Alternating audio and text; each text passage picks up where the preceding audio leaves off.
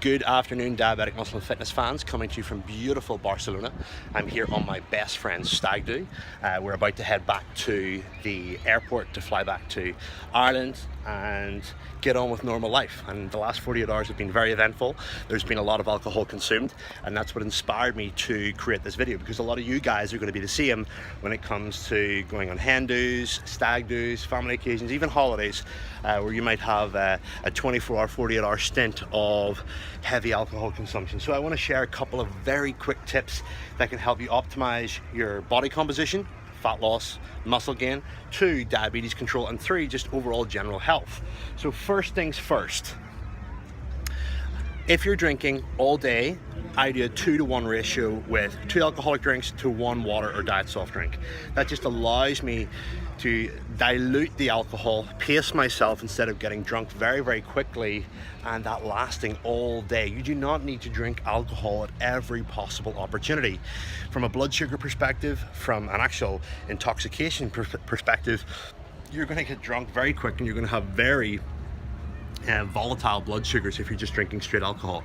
So I drink gin or red wine, so every single 2 alcoholic drinks I'll intersperse with a diet drink, and that brings me hydration, and it also gives my liver a chance to detoxify the alcohol. Now secondly, on top of that, I make sure that I take my background insulin in the evening before I go out. So you know, when you have a day's drinking and then you finish around about 6 or 7, go to the hotel room, get showered, I always make sure that I take my Lantus then. It's a little bit earlier than normal, but I don't want to be taking Lantus right in the middle of a bar or a nightclub when I'm intoxicated. There's been times before where I have maybe dropped the pen, dropped the needle. Lantus is quite sore to take, so again, I don't want to be inflicting that right in the middle of my night, and also I don't want to forget to do it. Number 3 is the day after. Okay, the day after, when you wake up after a night of heavy drinking, one of the best strategies, in my opinion, to really help clear the head, really help get blood glucose levels back and stabilized, is to fast for around about 6 to 8 hours.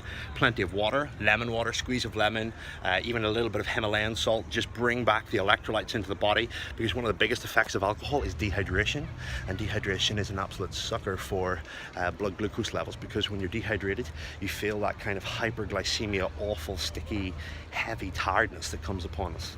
So I use Himalayan salt, a little squeeze of lemon. I'll do that for about 6 to 8 hours, and then I'll have a big meal. You have to bear in mind, one of the simple things about the liver whenever it comes to blood glucose management and alcohol with diabetes is alcohol takes up a lot of energy, and the liver is detoxifying it. That's why you see such a problematic drop in blood sugars the day after alcohol consumption, or whenever it's being consumed, is because whenever you're consuming alcohol, the liver is so busy detoxifying that it does not have the capacity to push out glucose as much as it would do when you're not drinking. So gluconeogenesis, all these processes that go on within the liver to increase blood glucose levels, when insulin isn't present, alcohol stops that process, and that's why it's easy to go low. And especially if you're taking insulin, the drug, you've got no brake, so the insulin drug is driving blood glucose down, whilst the alcohol is compromising the liver's ability to push glucose back into the blood. That was sort of a roundabout explanation, but that's why lows are much more susceptible. And again, it all depends on what you're drinking as well, so always double check your mixers. It's very easy to get a non-diet mixer, and if you're drunk, not notice that and end up sky high. Nobody likes to be sky high when they're drinking, because you get that sweat, you get that fatigue, you get that awful stickiness.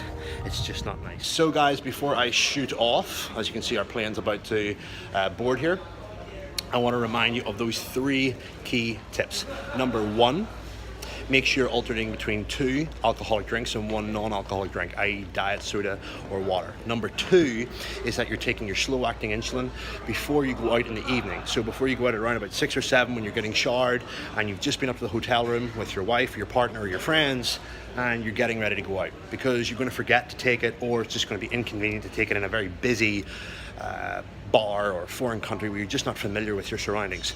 And number 3, have a small 5 to 8 hour fast in the morning after you wake up, after doing a full session, so to speak. That's just going to give your liver a chance to detoxify all that alcohol, help blood sugar stabilize, and really just get you to a point where you can then start introducing food without having massive volatilities in blood sugar.